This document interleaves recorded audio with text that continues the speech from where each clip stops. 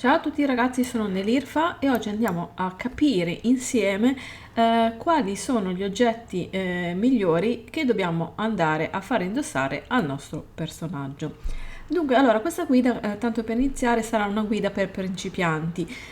Io mi reputo in questo momento, quindi nello specifico in questo gioco, una principiante, perché a differenza degli altri video, di tutte le serie che ho fatto, quelle principali che possono essere Conan, Sile o Ark, avevo alle spalle un certo numero di ore di gioco e quindi anche probabilmente degli anni di gioco, dei mesi. E quindi ero in grado di sapere bene cosa fare e come comportarsi in determinate situazioni e quindi anche suggerire tramite i video cosa fare. In questa occasione, per quanto riguarda di Diablo, mi sono trovata un po' in difficoltà, quindi ho voluto attendere a fare dei video in modo da farli nella maniera più precisa possibile e essere quindi poi utile per tutti coloro che li vanno a vedere. Dunque, allora adesso vi spiego qual è stato il mio problema. Allora, devo dire che arrivando nel mondo 4 ci sono state delle grosse difficoltà per quanto mi riguarda, in quanto devo dire che la difficoltà è sicuramente superiore a tutto quello che avevamo fatto in precedenza. Quindi a questo punto bisogna fermarsi un attimino e guardare con attenzione estrema cosa si va a indossare. Ovviamente questo si può fare anche poi a livelli più bassi, però comunque io la difficoltà l'ho avuta a partire da questo momento. Quindi appena arrivata nel mondo 4 andavo a prendere botte un po' ovunque, sia per problemi dovuti ai veleni, ai fulmini eccetera, ma anche per problemi che avevo bassa vita, quindi poca vita, e questo è stato uno dei primi problemi che ho dovuto affrontare. Quindi sono andata, come potete vedere qua, ad aumentarmi l'armatura, questo tramite alcune gemme, ma soprattutto anche con gli oggetti che sono andata a indossare, aumentando la vita, stesso discorso per quanto riguarda gli oggetti, ma sono andata anche a inserire in tutti i pezzi che posso mettere addosso, quindi nel cappello, elmo, chiamatelo come volete, nel petto, nei guanti, nei pantaloni e negli stivali, qui non ce l'ho ancora il castone perché me ne sono dimenticata, però andare a mettere tutti i castoni possibili e immaginabili, qui addirittura ne fa mettere due, e qui due, la gemma quella rossa, perché la rossa, come vedete qua, all'interno dell'armatura mi va ad aumentare la vita massima, quindi tutti gemmati. Quindi chiaramente fatto questo poi anche upgradato, quindi portato al massimo, vedete qui con le stelline, o chiamiamole stelline che poi non sono proprio delle stelline, gialle, al massimo ogni pezzo dell'armatura. Adesso questo qui manca ancora un punto, cioè un disegnino, una stellina, perché l'ho preso stamattina, non ho avuto tempo di upgradarlo. E questo è stato quello che ho fatto, quindi ero riuscita a portare su come volevo io la vita in modo da rimanere in piedi in diverse situazioni anche più critiche, quindi non morire e riuscire sicuramente a pozzarmi, però avevo la problematica della potenza offensiva, cioè del danni che andavo a fare. Vedete che qui se cliccate sopra, cioè passate sopra il mouse, vi dice anche cosa significa la potenza offensiva. Sarebbe una stima dei danni che vai a infliggere e si basa sulle tue caratteristiche offensive e viene regolata in base ai danni e alla velocità dell'arma equipaggiata. Qui avevo ieri sera 3300 di potenza offensiva ed era veramente poco per questo mondo, quindi mi sono cervellata soprattutto ieri sera per capire come potevo fare, in che modo potevo riuscire ad arrivare ad aumentare i danni, e qui c'è una bella storia che vi andrò a raccontare. Innanzitutto dobbiamo andare a capire qual è la nostra statistica principale. Nel mio caso del neocromante è l'intelligenza. Andando a portare su l'intelligenza, in automatico andremo anche ad aumentare il danno.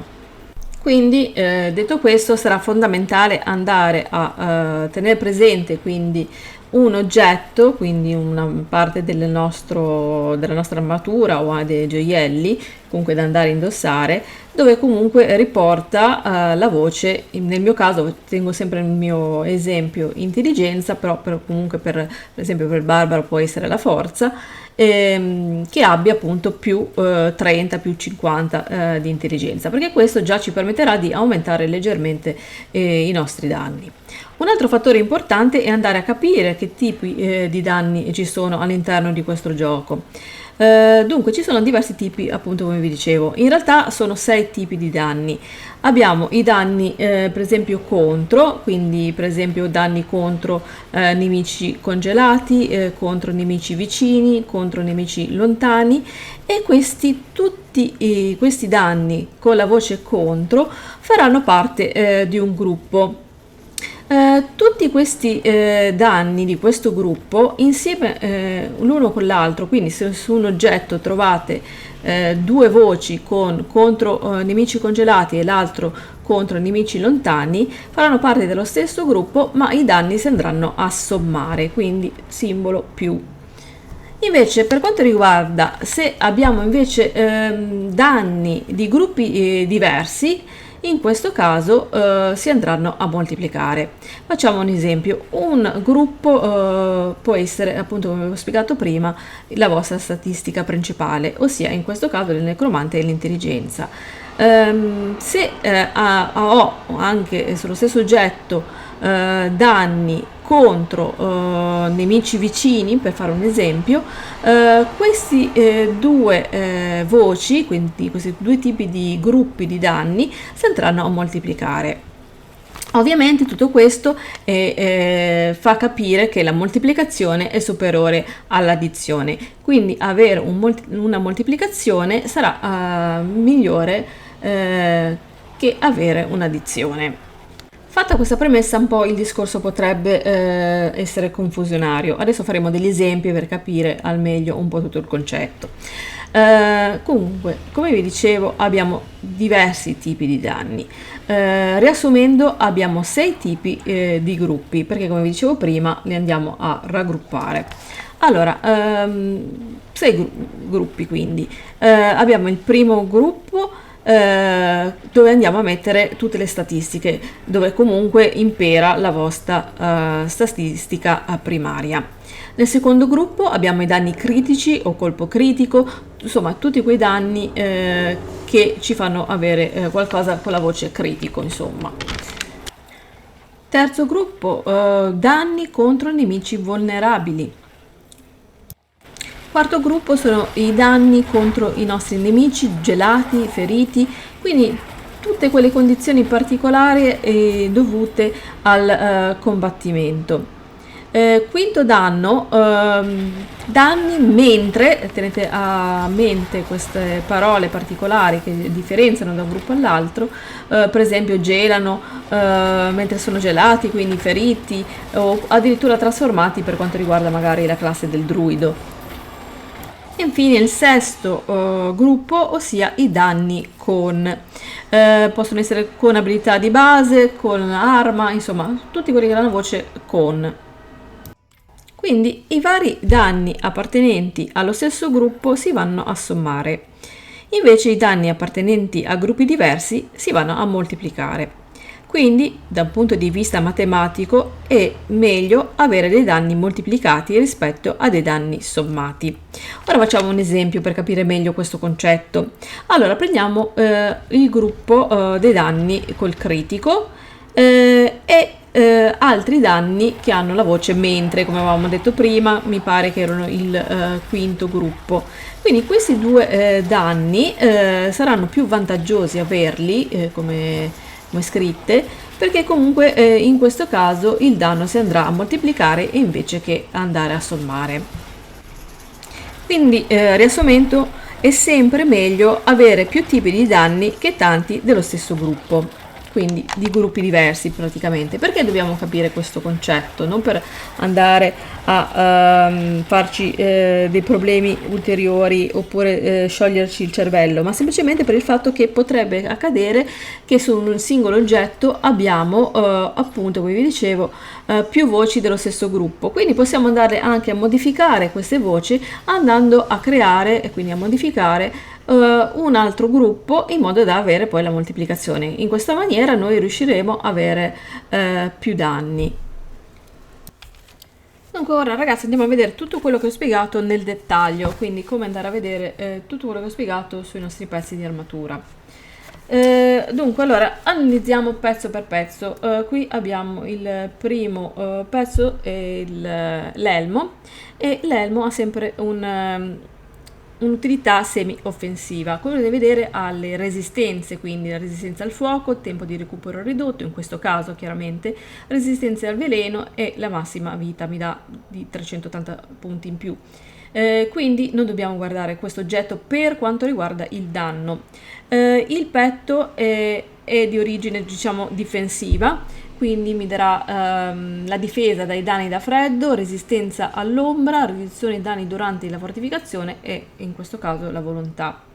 Ecco, un pezzo molto importante da andare a vedere sono i guanti, perché i guanti danno proprio i danni, quindi potremo trovare voci come danni critici, probabilità di avere il colpo critico e la statistica principale nostra. Vediamo nel mio caso, vedete probabilità di critico, poi mi dà un più 3 gradi al morbo, però sempre collegato al discorso, in questo caso mio del necromante, a un'abilità che ho, quindi me la va ad aumentare, quindi questo comporta il fatto che farà sempre danno, 3 gradi di smembramento che è un'altra mia abilità, e poi infine danni di sopraffazione. Quindi vedete che il guanto proprio ha tutte le voci legate ai danni. Poi le gambe, che sono queste qui, e invece hanno un potere difensivo, quindi tutte le riduzioni, rigenerazione, tenimento spine da parte del golem e anche la forza. Invece anche gli stivali sono un po' più, in questo caso vedete che hanno più le resistenze, quindi all'ombra, al veleno, la riduzione dei danni, e hanno sempre, dovrebbero comunque avere sempre in comune la velocità di movimento, quindi ci permettono di muoverci più velocemente, e questo ci dà la probabilità di andare anche a evitare molte volte alcuni colpi che potrebbero essere letali. E infine una cosa principale, se non fondamentale per quanto riguarda i danni, è l'arma.